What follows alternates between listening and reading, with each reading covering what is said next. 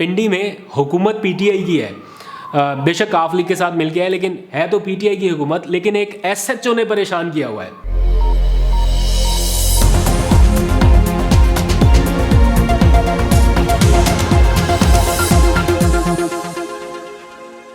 बिस्मिल्लाहिर्रहमानिर्रहीम, अस्सलाम वालेकुम। पाकिस्तान और दुनिया भर में देखने और सुनने वालों को अब्दुल कादिर का सलाम।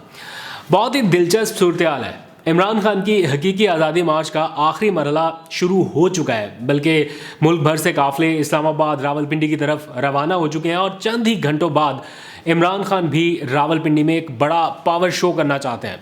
मैं कुछ रास्तों से गुजरते हुए आ रहा हूँ, कुछ सिचुएशन का जायज़ा लेने के लिए था कि क्या हो रहा है, ग्राउंड सिचुएशन क्या है, ताकि आप लोगों को अपडेट कर सकूँ। जलसा का कहाँ पर हो रहा है, इंतज़ामात कैसे हैं, क्या इमरान खान देर तक रुकेंगे या जल्दी वाइंड अप करके निकलने का प्लान है, क्या कुछ है, सारी तफसील आपको बताऊँगा। इस्लामाबाद में जो रखे गए कंटेनर्स हैं वो अब हिलने जुलने लगे हैं। मतलब अब जो सड़क के किनारे रखे हुए थे वो अब ब्लॉकेज के लिए इस्तेमाल होने लग गए हैं। 1 मिनट पहले खबर आती है कि जनाब स्टेज लगना शुरू हो गया, तैयारियां शुरू हो गई। दूसरे लम्हे पता चलता है कि कहीं से फ़ोन आ गया है, इसलिए अब स्टेज यहाँ पर नहीं लग सकता। थोड़ी देर पहले स्टेज एक जगह पर लग रहा था, फिर खबर आई कि अब उठा के दूसरी जगह पर ले जा रहे हैं, फिर खबर आई नहीं यहाँ पर नहीं लगा सकते, किसी दूसरे मुकाम पर मुंतकिल करना होगा। तो पीटीआई इसी काम में अभी तक लगी हुई है। अब चंद घंटे ही रह गए हैं, लेकिन ये फाइनलाइज नहीं हो पा रहा कि तैयारियाँ हतमी कहाँ पर होनी है और कैसे होनी है। इमरान खान साहब का जो हेलीकॉप्टर है वो लैंड करने का एक मामला अभी तक हल नहीं हो सका। जब मैं आपसे बात कर रहा हूँ तो एट द मोमेंट तो ये हल नहीं हुआ। इस दौरान हो जाए या इसके बाद हो जाए, होना तो है ही। अल्टीमेटली उन्हें परमिशन तो देनी चाहिए हुकूमत को। मुझे नहीं पता क्या इसका एंड रिजल्ट होगा, लेकिन जहाँ पर पीटीआई डिमांड कर रही है परेड ग्राउंड में, वहाँ इजाज़त नहीं दी जा रही। कभी कहा जा रहा है कि जनाब वहाँ पर चले जाएं, नूर खान एयरबेस पे आपको लैंड करा देंगे। ज़ुबानी तौर पर कह रहे हैं कि हो जाएगा मसला हल, लेकिन तहरीरी तौर पर एश्योरिटी नहीं दिलाई जा रही पीटीआई को, ना कोई इस तरह के इंतजाम किए जा रहे हैं। ये जानते बूझते हुए भी कि इमरान खान साहब की ज़िंदगी को किस किस्म का थ्रेट है, और पीटीआई ये चाहती है या इमरान खान के जो इंतजाम करने वाले लोग हैं वो ये चाहते हैं कि जिस जगह पर जलसा हो उसके करीब तर वो उनका हेलीपैड हो, क्योंकि अगर खुदा न खास्ता कोई एमरजेंसी सिचुएशन होती है तो इतने रश में से, क्योंकि बहुत ज़्यादा बड़ी तादाद में लोग आ रहे हैं, कितनी बड़ी तादाद में आ रहे हैं कुछ ही देर में आपको बताता हूँ। तो इतने ज़्यादा लोगों के होने की वजह से इवैक्यूएशन प्रोसेस जो है वो शायद सुस्त पड़ सकता है। इसलिए बड़ा ज़रूरी है कि हेलीपैड जो है वो जलसागाह के बिल्कुल करीब तरीन हो। तो ये नूर खान एयरबेस का जो ऑप्शन दे रहे हैं, इससे बेहतर तो है कि वो रावलपिंडी क्रिकेट ग्राउंड में भी फिर उतार सकते हैं। ये ऑप्शन भी फिर है उनके पास। इस तरह के भी इंतजाम हो सकते हैं, लेकिन वो फिर पीसीबी के अंडर आ जाता है और बहुत सारे मामला हैं। इस दौरान मेरे मोबाइल पर हुकूमत पाकिस्तान की तरफ से एक बहुत ही दिलचस्प मैसेज मौसूल हुआ है। तो ये पब्लिक सर्विस मैसेज, लेकिन इस मामले से बड़ी मुताबिकत रखता है। एक तरफ पीटीआई की प्रेस रिलीज थी जो मैं पढ़ रहा था, हेलीकॉप्टर की लैंडिंग की इजाज़त ना मिलने की वजह से वहाँ पर उस कैंप में क्या परेशानी है, और दूसरी तरफ हुकूमत पाकिस्तान का मैसेज मेरे मोबाइल पर डिलीवर हुआ गवर्नमेंट ऑफ पाकिस्तान की तरफ से। तो मैं सोच रहा था कि ये मैं आपको भी पढ़ के सुनाऊँ, ताकि अगर किसी का कोई मामला फंसा हुआ हो तो उसका भी फ़ायदा हो जाए। इस मैसेज में लिखा है, वफाकी हुकूमत के किसी भी इदारे से मुतल्लिक अपने मसाइल के फौरी हल के लिए आप वफाकी मोहतसब में शिकायत दर्ज करा सकते हैं। यहाँ ना वकील की ज़रूरत है और ना ही कोई फ़ीस है, और 60 दिन के अंदर अंदर हर शिकायत का फ़ैसला कर दिया जाता है। मज़ीद मालूमात के लिए उन्होंने हेल्पलाइन भी दी है, 1055 पर आप रब्ता कर सकते हैं।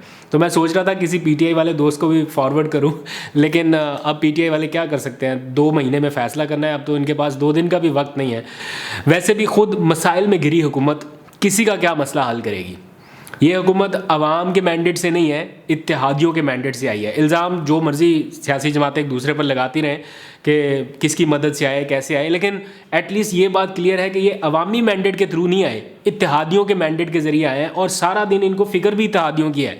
आप अंदाज़ा लगाएं कि अगर शहबाज शरीफ साहब पूरा दिन वज़ीर-ए-आज़म हाउस में आसिफ जरदारी से मुलाकात करेंगे, बिलावल से मुलाकात करेंगे, मौलाना से मुलाकात कर ली, असफंयार वली साहब आ गए, किसी और जमात का आ गया, MQM का आ गया, उनके तहफ़्फ़ुज़ात, तो जो अवाम के तहफ़्फ़ुज़ात हैं या जो अवाम की तवक्कुआत हैं या जो अवाम के मसाइल हैं, उनको हल करने का इनके पास वक्त कब होगा।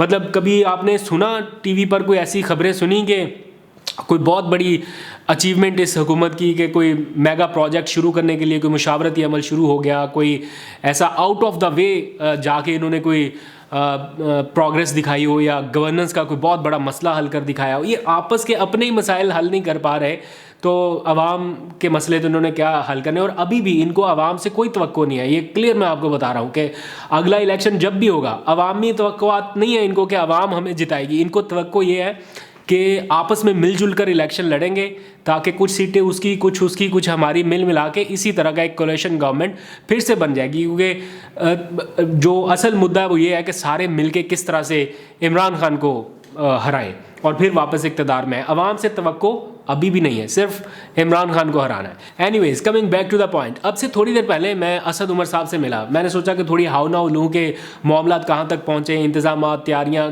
किस लेवल की हो रही हैं। उनका AIY न्यूज़ के लिए इंटरव्यू भी किया और इसी दौरान बातचीत करते हुए बड़े हैरान कुन इंकशाफात हुए। मतलब पिंडी में हुकूमत PTI की है, बेशक आफ लीग के साथ मिल के है, लेकिन है तो PTI की हुकूमत, लेकिन एक SHO ने परेशान किया हुआ है।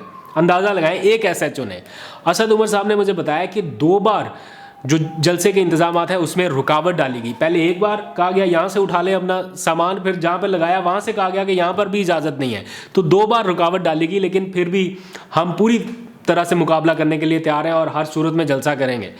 मैंने उनसे पूछा कि रावलपिंडी में आपकी हुकूमत है तो फिर कौन है जो बार बार मुदाखलत कर रहा है।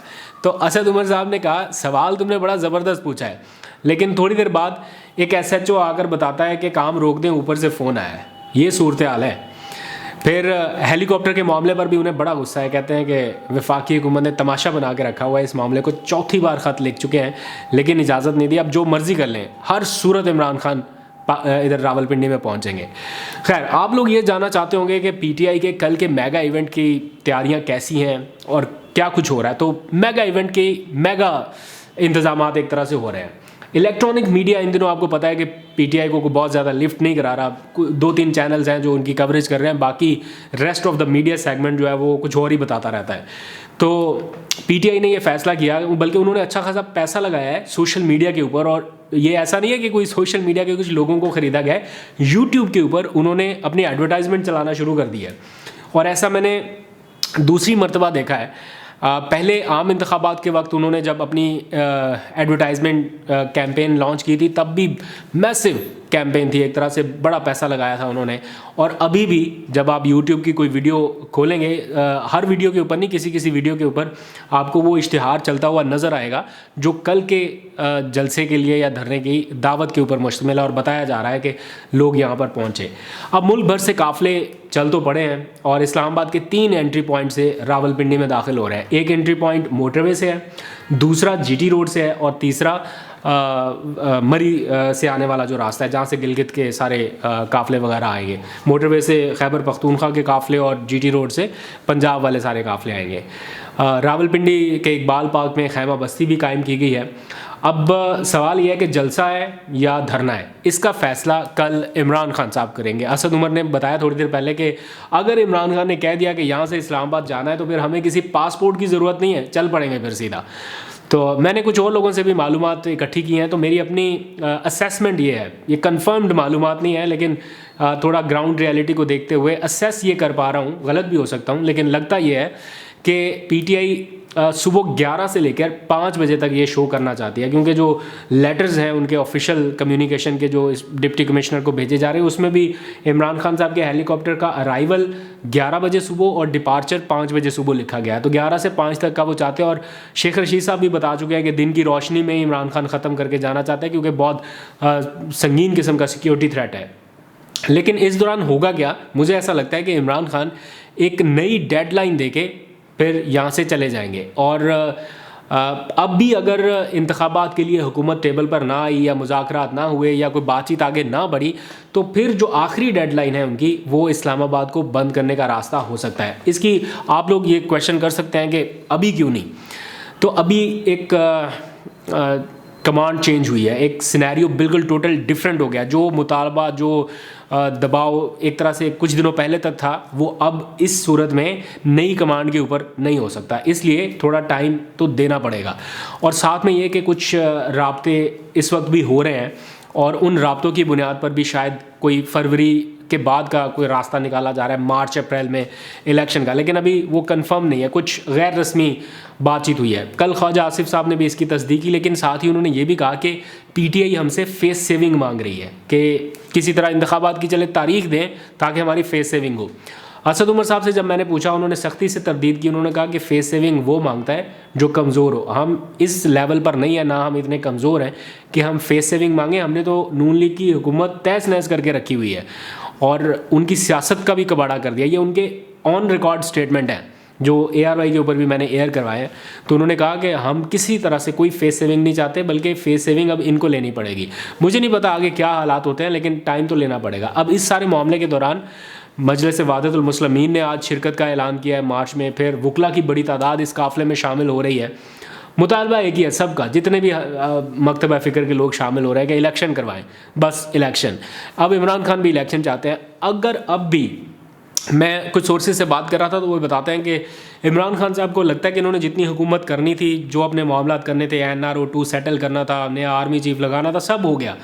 अब इंतखाबात के अलावा और कोई ऑप्शन नहीं है। तो अगर अब भी ये नहीं आते तो वो जो प्रैक्टिस उन्होंने करवा के देख ली है ना कुछ लोगों से, जब इमरान खान साहब ज़ख्मी हुए थे तो इस्लामाबाद बंद हो गया कुछ जगहों से, तो अब उन्हें थोड़ा सा आइडिया हो गया है कि कौन कौन से रास्ते कहाँ कहाँ से बंद होने हैं। एक प्रैक्टिस उनकी हो चुकी है, तो उस प्रैक्टिस को दोबारा से इम्प्लीमेंट भी किया जा सकता है।